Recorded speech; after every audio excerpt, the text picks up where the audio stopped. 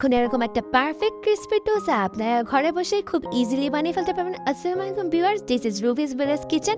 আপনাদের সাথে আজকে আমি শেয়ার করব একটা পারফেক্ট ডোসা রেসিপি।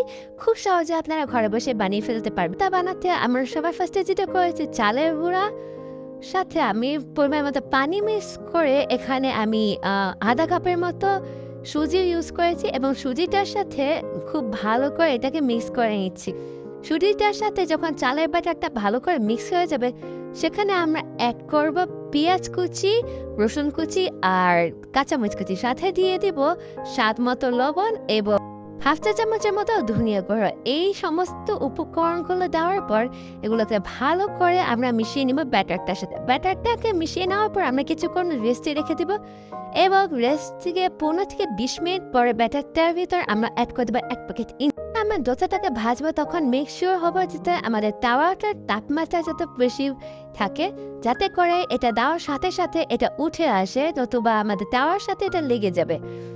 আচ্ছা, এই ডোসাটা খাওয়ার জন্য আমি এখানে একটা নারকেলের চাটনি তৈরি করেছি। এই চাটনির ভিডিওতে যার যার প্রয়োজন হবে অবশ্যই আপনারা কমেন্ট করে জানাবেন, আমি নিশ্চয়ই আপনাদের এই চাটনি ভিডিওটা দিব।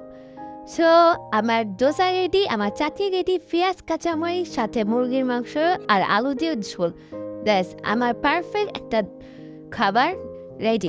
আজকের জন্য এই পর্যন্ত ভিউয়ার, দেখা হচ্ছে আগামী ভিডিওতে। সবাই ভালো থাকবেন, সুস্থ থাকবেন, আমার জন্য দোয়া করবেন। আল্লাহ হাফেজ।